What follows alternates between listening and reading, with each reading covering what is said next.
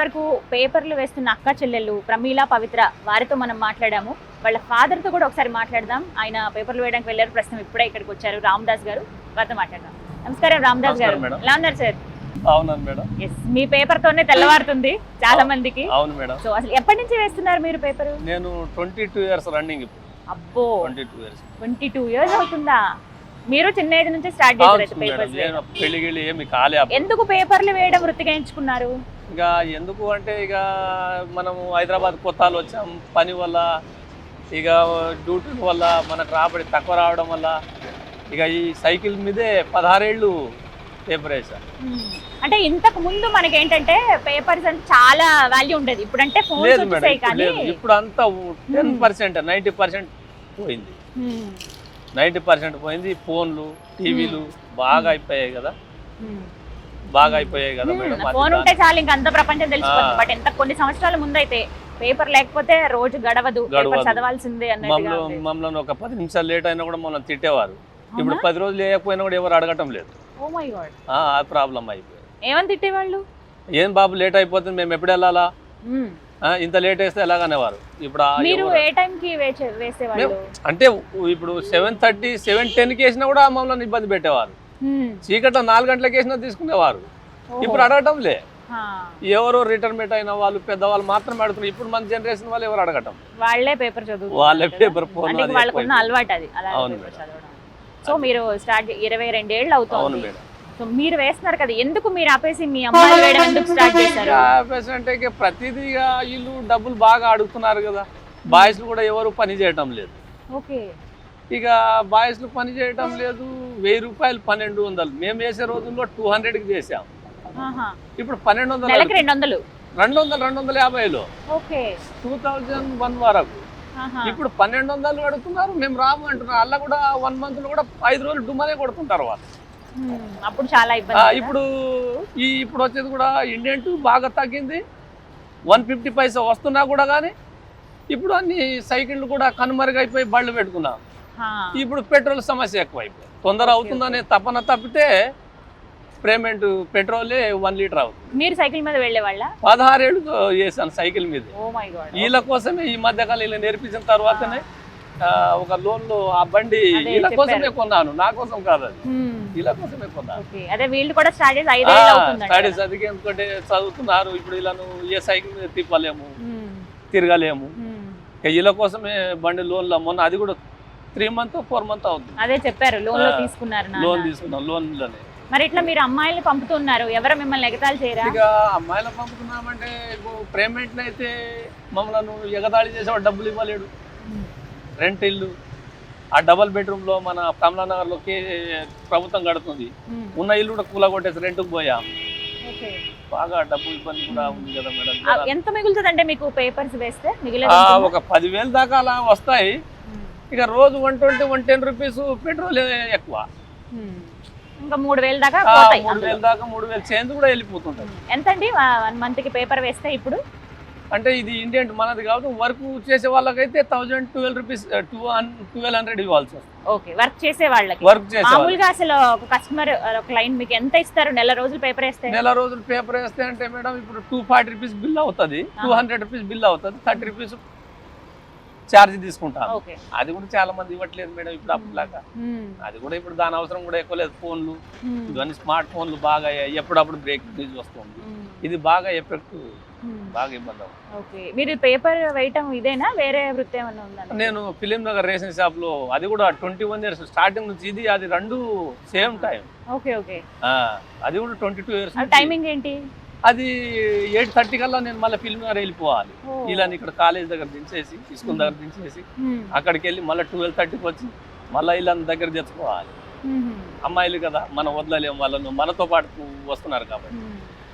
ఇక అక్కడ కూడా 0 నుంచి స్టార్ట్ అయ్యి ఇప్పుడు 20 ఏళ్ళ తర్వాత మొన్న 10,000 ఇస్తున్నారు.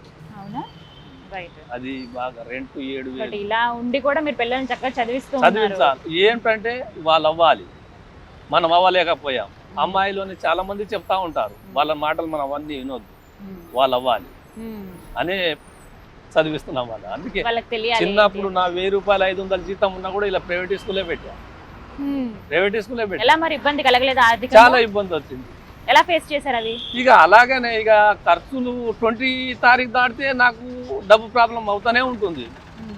ఇక అలా తోసుకుంటూ కాలేజీ వరకు తేగాలి. కానీ ఇంకొక 10 years పెట్టుకున్నాను వీళ్ళని అక్కడిక్కడ సెట్ చేయడానికి.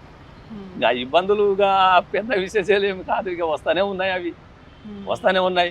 డబ్బు వచ్చిన రోజు కొంచెం ఆనందం అనిపిస్తుంది. అది కొంచెం అయిపోయాక మంత్లీ ఇంకా కొంచెం బాధలు వెళ్ళిపోతుంటుంది. ఇక 7 వరకు వచ్చాము. ఇంకా ఇబ్బంది పోలే. సెటిల్ అవుతాం అనే నాటికి మన సొంత ఇల్లు తీసేసి ప్రభుత్వం ఇల్లు డబుల్ బెడ్రూమ్ కడుతుంది అక్కడ కమలానగర్. మళ్ళీ రెంట్కి వచ్చి మళ్ళీ అవి ఏపాక మళ్ళీ ఏపాక అది బాగా ఇబ్బంది బాగా అయిపోతుంది కదా మేడం. ఆ ఇబ్బంది వల్ల నీకు బయట వాళ్ళని తేవాలన్నా 2000 3000 ఇంకా చదువుకున్నారు. వీళ్ళ కోసం బండి తెచ్చాము, వాళ్ళ కోసమే బండి తెచ్చాము.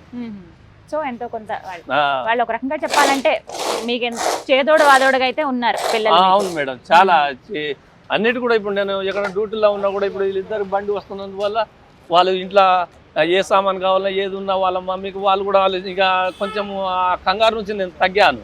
అవునా? జర కొంచెం బాధ్యత పెట్టి వీళ్ళు అన్ని సర్దుకుంటున్నారు. నేను ఏ నైట్ వచ్చినా కూడా వాళ్ళు పాపం అన్ని సర్దుకుంటున్నారు. ఇంకా అందుకే ఆ బండి ఇలా వాళ్ళని తెచ్చాను. ఇక సైకిల్ కూడా నాతో కన్మర్క్ చేశాను. ఇక ఇలా ఇక ఇబ్బంది వల్ల ఇక ఇక్కడ వరకు తెచ్చాము. ఇక ఈమె ఫస్ట్ ఇయర్, ఆమె 10th. ఇక ఇద్దరు కూడా ప్రైవేట్ స్కూల్ ప్రైవేట్ కాలేజీలు. ఇక డబ్బులు ఇబ్బందులు వస్తూనే ఉన్నాయి. ఇప్పటికీ ఏం దాన్ని తొలగలేదు, పోరాడుతూనే ఉన్నా. చివరిగా ఏం చెప్తారు? ఇద్దరు ఆడపిల్లల్ని చక్కగా వాళ్ళ భుజాల మీద వాళ్ళే మీ బాధ్యత నిలబడాలి. వాళ్ళు సెటిల్ అయ్యే వారికి తల్లిదండ్రుల సపోర్ట్ ఉండాలి. ఫ్రెండ్స్ వీళ్ళు వాళ్ళని వదలొద్దు. ఈ ఫ్రెండ్స్ మా ఫ్రెండ్ ఇది ఈ రోజు మనం వదిలితే రేపు వాళ్ళు మన చేతికి రావటం లేదు. అది నేను వదలదలుచుకోలేదు. వాళ్ళు సెటిల్ అయ్యే వరకు వాళ్ళు వదలదలుచుకోవాలి. వాళ్ళు సెటిల్ అవ్వాలి మన దగ్గర. అది మన బాధ్యత, అది బాధ్యత. అది నేను అదే మంచి మాట అన్నారండి మీరు, నవ్వుతూనే చెప్పారు. ఎందుకంటే వాళ్ళు ఈ ఫ్రెండ్స్ బర్త్డే ఉంది వీళ్ళు నా ఫ్రెండ్ అని ఎక్కువగా మనము చేతికి వచ్చే నాటికి వాళ్ళు మన చేజారిపోతున్నారు. ప్రభుత్వాలు కూడా కొన్ని చెప్తున్నాయి చిన్నపిల్లల్ని పనులు పెట్టుకోవద్దని. 18 ఏళ్ల తర్వాత వాళ్ళు పని చేయమంటే చేస్తారా? చేస్తారా? చేయరు కదా. అదే నేను చెప్తున్నాను. 18 ఏళ్ల తర్వాత బాగా చదువుకొని ఫ్రెండ్స్ తో తిరిగిన వారు ఈ రోజు పని చేయమంటే ఏ పిల్లలు చేస్తున్నారు చెప్పండి? ఎవరు చేయటం లేదు. ఇదే తల్లిదండ్రులు అదే కోల్పోతున్నారు. అది కాబట్టి నేను అదే చెప్తున్నాను. ఎవరో ఏదో అంటున్నారు, ఎవరిదో ఏదో ఇబ్బంది పడుతున్నాము ఏమంటున్నా మనం తెల్లదించుకున్న పరిస్థితి కాదు. వాళ్ళు సెటిల్ అవ్వాలి, వాళ్ళ కాళ్ళ మీద వాళ్ళు నిలబడాలి. అమ్మాయిలు అబ్బాయిలు అనే ముఖ్యం కాదు. ఇప్పుడు ఒక చట్టం ఉంది, చిన్నపిల్లల్ని పనులు పెట్టుకోవద్దు అంటే. కొందరు కుటుంబ పరిస్థితి కూడా బాగలేదు, వాళ్ళు చేయొద్దంటే తల్లిదండ్రుల పరిస్థితి చెప్పే వాళ్ళైతే డబ్బులు ఇవ్వరు కదా. ప్రభుత్వాలు కూడా డబ్బులు ఏదో ఆశ్రమాలు చెప్తారు, ప్రభుత్వ హాస్టల్ చూపిస్తారు. మరి వెనుకుండేవారు చూడాలి తల్లిదండ్రులు లేని వాళ్ళ పరిస్థితి. ఇది బాగా అర్థం చేసుకొని మీరు కూడా కష్టం ఉంది అని కూడా వాటిని ఎదుర్కొంటాననే చెప్తున్నారు. అంతకుముందు 1991లోనే గొర్రెల కాపరిగా 8 years పనిచేశాను. నల్గొండ, దేవరకొండ, గోదాడ. నేను పుట్టినట్టు ఊరు వదిలేసాను. నేను పుట్టగలే అక్కడ కూడా 900 నుంచి 1 సంవత్సరం జీతం చేశాను. అక్కడ నుంచి 99లో ఇక్కడికి వచ్చాను. నిజంగా గ్రేట్ అండి. ఒక పేరెంట్ గా మీ బాధ్యత ఏంటో అందరికి తెలిసేలా చెప్పారు. పిల్లల్ని ఎంకరేజ్ చేస్తున్నందుకు మీకు thank you so much. Thank you so much Ramdas గారు. నమస్తే అండి. సో చూసారు కదా, ఆడపిల్లలు అని కాకుండా లేకపోతే ఆడపిల్ల మగపిల్ల ఈ డిఫరెన్స్ అనేది పక్కన పెట్టేసి వాళ్ళకి ఇప్పటి నుంచే ఒక బాధ్యత అనేది నేర్పిస్తే 18 ఏళ్ల తర్వాత వాళ్ళ కాళ్ళ మీద వాళ్ళు నిలబడే ఒక అవకాశం ఇచ్చిన వాళ్ళు అవుతాం. తల్లిదండ్రులుగా అదే మన బాధ్యత అంటూ రామదాస్ గారు చెప్తున్నారు. నిజంగా ఇది గొప్ప విషయం అనే చెప్పాలి. ఒక పేరెంట్గా ఆయన బాధ్యత నెరవేర్చారు. అలాగే చిన్నప్పటి నుంచి ఆయన పడిన కష్టం పిల్లలు పడకూడదు, చదువు లేకపోతే ఎందుకు మనం పనికిరాని వాళ్ళగా అయిపోతాము, ఆర్థికంగా వెనకబడిపోతామనే ఆలోచనతో పిల్లల్ని ఎంతో కష్టపడి ఆయన చదివిస్తూ ఉన్నారు. ఈ వృత్తిని కూడా కంటిన్యూ చేస్తూ ఉన్నారు. నిజంగా ఇద్దరు ఆడపిల్లలు ప్లస్ వారి నాన్నగారు ఎంతో మందికి స్ఫూర్తిదాయకంగా ఉన్నారు. ఇది వాళ్ళ వీడియో. నమస్తే.